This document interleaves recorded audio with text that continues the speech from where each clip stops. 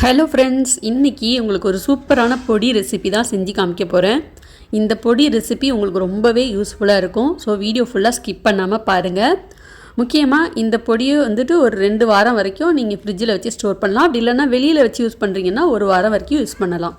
தினமும் என்ன குழம்பு வைக்கலாம் அப்படின்னு யோசிச்சு அதுவே ஒரு பெரிய டென்ஷன் ஆகிடுது. இந்த ஒரு பொடியை நீங்கள் செஞ்சு வச்சுட்டிங்கன்னா டக்குன்னு ஒரு குழம்பு நம்ம ஈஸியாக ரெடி பண்ணிடலாம். அது என்ன குழம்பு அப்படிங்கிறத வீடியோக்குள்ளே போய் பார்த்து தெரிஞ்சுக்கலாம் வாங்க. நிறைய இந்த மாதிரி பொடி ரெசிபிஸ் ஏற்கனவே அப்லோட் பண்ணியிருக்கேன், பிளேலிஸ்ட்டில் கொடுக்குற செக் பண்ணி பாருங்கள். இப்போ இந்த வீடியோக்குள்ளே போகிறதுக்கு முன்னாடி நம்ம சேனலை யாரும் சப்ஸ்கிரைப் பண்ணனா சப்ஸ்கிரைப் பண்ண மறந்துடாதீங்க. ஃபஸ்ட்டு ஒரு பேன் சூடு பண்ணிவிட்டு 1 ஸ்பூன் எண்ணெய் சேர்த்துக்கோங்க. எண்ணெய் நல்லா காஞ்சதுக்கப்புறம் காரத்துக்கு தகுந்த மாதிரி வரமிளகாய் சேர்த்துக்கோங்க. நான் 4 வரமிளகாய் சேர்த்துக்கிறேன். உங்களுக்கு காரம் அதிகமாக வேணும்னா இதுக்கு தகுந்த மாதிரி சேர்த்துக்கோங்க. கொஞ்சம் நல்லா பொரிஞ்சு வந்ததுக்கப்புறம் 1/4 ஸ்பூன் வெந்தயம் சேர்த்துக்கோங்க. அடுத்ததாக 1 ஸ்பூன் ஜீரகம் சேர்த்துக்கோங்க. இது எல்லாமே ஒரே ஸ்பூனில் தான் நான் சேர்த்துக்கிறேன்.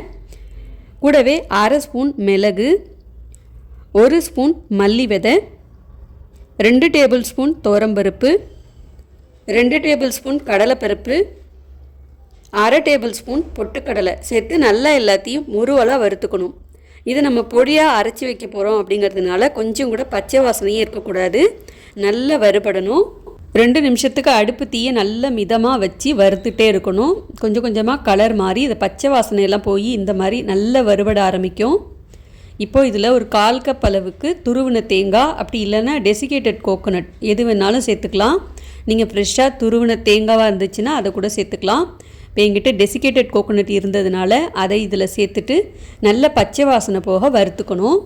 இது கூடவே கொஞ்சம் கருவேப்பிலையும் சேர்த்துட்டு நல்லா வறுத்துக்கணும். தேங்காயும் கருவேப்பிலையும் நல்ல பச்சை வாசனை போக நல்ல முறுவலாக வறுபடணும். உங்ககிட்ட காஞ்ச கருவேப்பிலை இருந்துச்சு அப்படின்னா அதையும் சேர்த்துக்கோங்க. இப்போ நான் காஞ்ச கருவேப்பிலை தான் சேர்த்துருக்கேன். அது வறுபடுறதுக்கு ரொம்ப டைம் எடுக்காது. இந்த அளவுக்கு நல்லா செவந்து வர்ற மாதிரி வறுத்துக்கோங்க. நல்லா ஆற வச்சுட்டு அதுக்கப்புறம் தான் நம்ம பொடி பண்ண போகிறோம். இப்போ நல்லா ஆறட்டும். நல்லா ஆற வச்சுட்டு பொடி பண்ணுறதுக்கு முன்னாடி கொஞ்சமாக மஞ்சள் தூள், உப்பு சேர்த்துட்டு இந்த மாதிரி நல்லா பொடியாக அரைச்சி எடுத்து வச்சுக்கோங்க. இப்போ இது கூடவே கொஞ்சம் வாசனைக்கு பெருங்காயத்தூளும் சேர்த்துட்டு நல்லா கலந்துக்கோங்க. நம்ம அரைச்சி வச்சுருக்கிறதுனால லேசாக கொஞ்சம் சூடு இருக்கும். நல்லா ஆற வச்சுட்டு வேறு ஒரு டப்பாவில் போட்டு இந்த மாதிரி நம்ம ஸ்டோர் பண்ணி வச்சுக்கலாம்.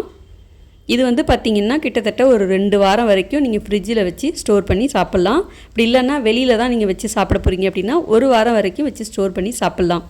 இப்போ இந்த பொடியை வச்சு நம்ம என்ன குழம்பு செய்ய போகிறோம் அப்படின்னு பார்க்கலாம். அதே கடாயில் 1 ஸ்பூன் எண்ணெய் சேர்த்துக்கோங்க. எண்ணெய் நல்லா காஞ்சதுக்கப்புறம் 1/4 ஸ்பூன் கடுகு சேர்த்து நல்லா பொரிஞ்சதுக்கப்புறம் ஒரே ஒரு வரமிளகாயை இந்த மாதிரி கிள்ளி போட்டுக்கோங்க. நல்லா பொரிஞ்சு வந்ததுக்கப்புறம் கொஞ்சம் கருவேப்பிலையும் சேர்த்துட்டு ஃப்ரெஷ்ஷான தயிர் ஒரு 1/2 கப் அளவுக்கு சேர்த்துக்கலாம். தயிர் புளிக்காமல் இருக்கணும், நல்லா ஃப்ரெஷ்ஷாக இருக்கணும், அந்த மாதிரி பார்த்துக்கோங்க.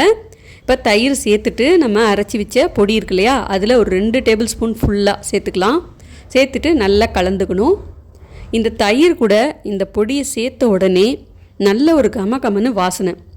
இன்ஸ்டண்ட்டான மோர் குழம்பு ரெடி ஆயிடுச்சு. இதில் கொஞ்சம் எனக்கு சால்ட்டு கம்மியாக இருக்கிற மாதிரி இருந்துச்சு, அதனால் நான் சால்ட்டு சேர்த்துருக்கேன். இதில் நீங்கள் தேவைப்பட்டால் காய்கறிகள் சேர்த்தும் செஞ்சுக்கலாம். இன்ஸ்டண்ட்டாக மோர் குழம்பு சாப்பிட்ணும் அப்படின்னு நினைக்கிறவங்களுக்கு இந்த ரெசிபி ரொம்பவே யூஸ்ஃபுல்லாக இருக்கும்.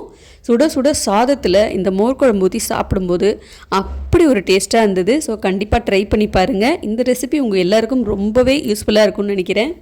இந்த மோர் குழம்புக்கு சைட் டிஷ் அப்படின்னு எதுவுமே தேவைப்படாது. இது சும்மாவே சாப்பிட்லாம், ரொம்பவே டேஸ்ட்டாக இருக்கும்.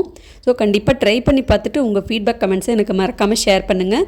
இந்த மாதிரி நிறைய ரெசிபீஸை நம்ம சேனலில் தொடர்ந்து பார்க்கணுன்னா அமுல் ஹாபிஸ் சேனலை சப்ஸ்கிரைப் பண்ணிவிட்டு பக்கத்தில் வர பெல் ஐகானையும் கிளிக் பண்ணிக்கோங்க. அடுத்து ஒரு இன்ட்ரெஸ்டிங்கான ரெசிபியில் நான் உங்களை பார்க்குறேன். பாய்.